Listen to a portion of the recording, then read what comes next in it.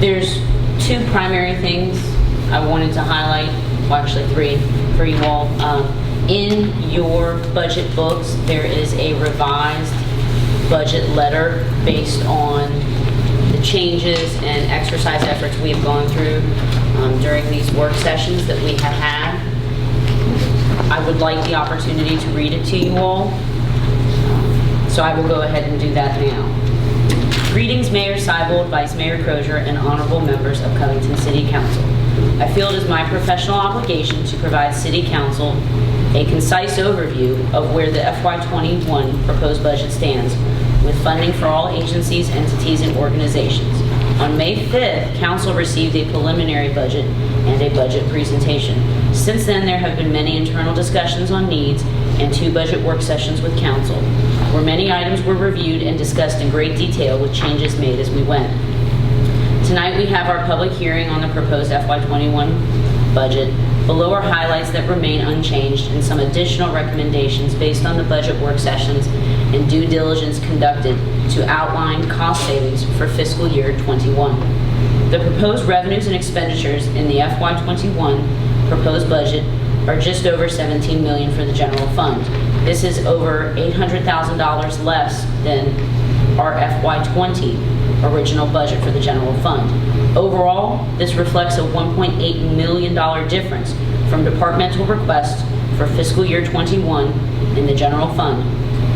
I would also like to note for Council and the public, our projected revenue numbers have been developed conservatively and through careful financial modeling of various scenarios based on 2008 recession revenue data conducted by our Head of Finance and Administration, Mr. Bryan, as well as input from our municipal advisors and review of state numbers received. So I will go into some highlights that are contained here based on changes or important things to note.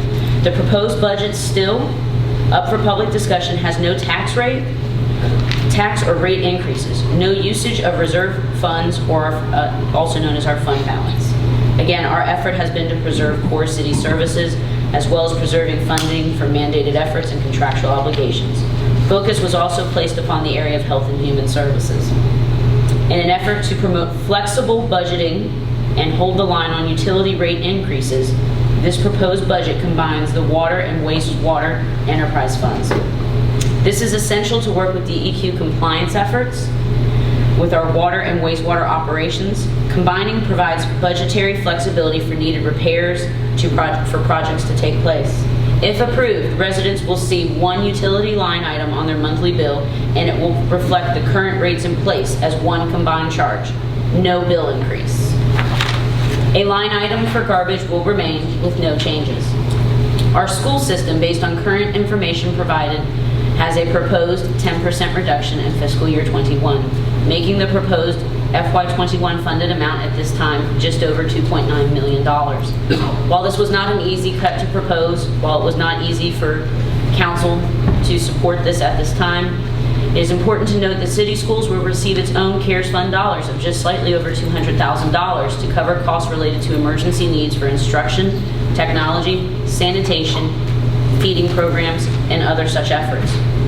The senior city management is committed to actively working with our school superintendent on various programs, grants, and initiatives to address needs or gaps within our school system as we go through this fiscal year.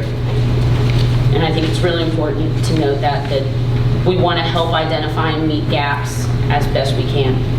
Funding remains at the original proposed amount for various organizations the city contributes to for economic development initiatives and programs, as that will be vital to our recovery.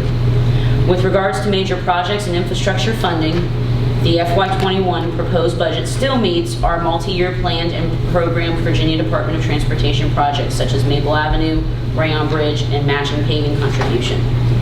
Now, here is a operation recommendation to Council.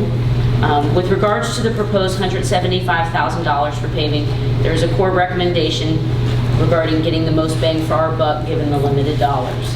Mill and overlay is $90,000 per moving lane mile. This application allows for a maximum of 1.9 lane miles to be addressed this year. This method affords about an 8 to 10 year lifespan. Slurry seal is $50,000 per moving lane mile, inclusive of proper preparation.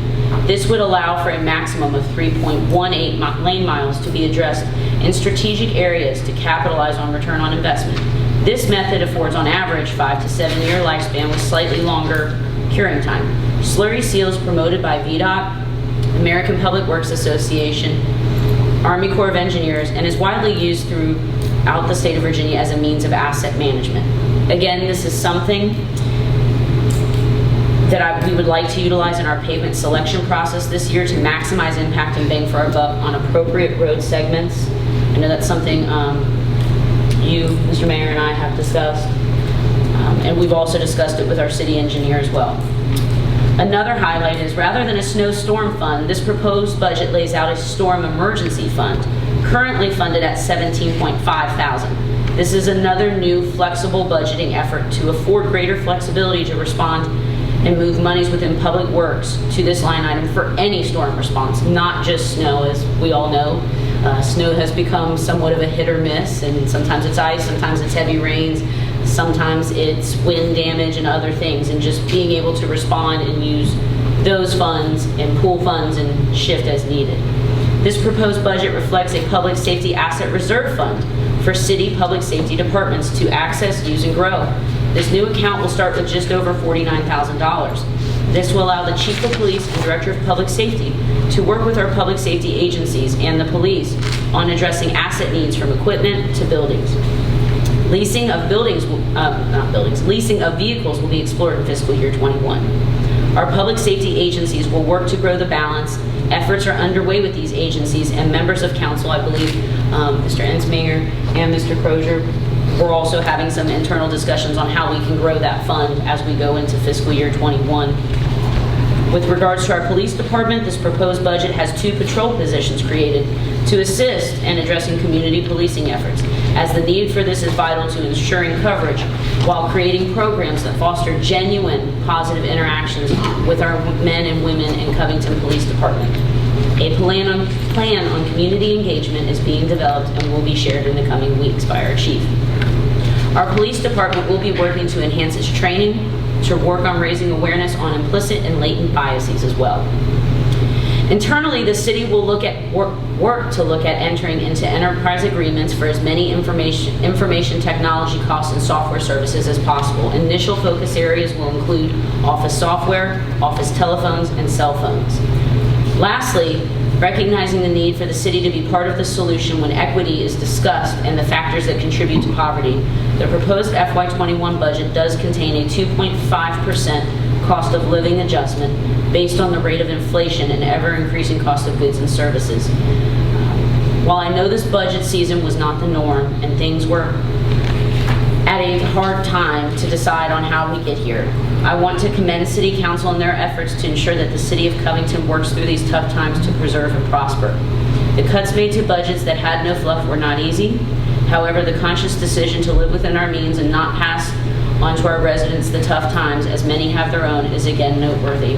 As stated during the preliminary budget presentation and budget work sessions, we do anticipate coming back to you all throughout the year, reporting on revenues as well as reporting on budgetary needs or adjustments. Probably more than once, maybe more than twice, probably regularly. We will see where everything takes us as we try to spur everything and things open back up. So thank you for the opportunity to share that. Any initial questions on that? Council, have any questions?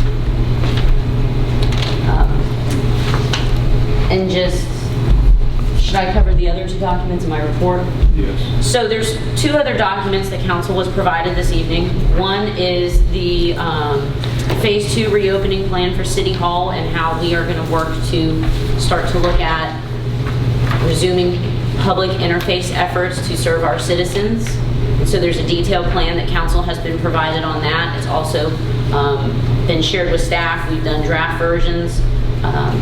I will say that our emergency services coordinator, Mr. Tyree, and our chief of police, Chief Smith, have been great to work with on this. This is also modeled after quite a few localities in our region. Originally, the document we had started from a template that Botetourt County had. Allegheny County used a similar format. as has Clifton Forge. So there's that document that we can, if you have questions, we can talk through. A lot of the stuff was covered on the task force calls. Then there is a possible procedures for reopening parks and recreation facilities based on the executive orders. I will say that the city attorney and I spent considerable time since Friday when council received an initial communication from me on the executive orders as is. We've contacted the localities in the Regional Planning Commission, as well as other localities in the New River Valley, just trying to see and assess how folks are adapting. And the city attorney also sent out an email to his listserv of city attorneys throughout the state. With that being said, because of the legal language and the immense ambiguities with the ever-evolving executive order, I will turn this portion over to Mr. Popovich if council does not object to that. That's fine.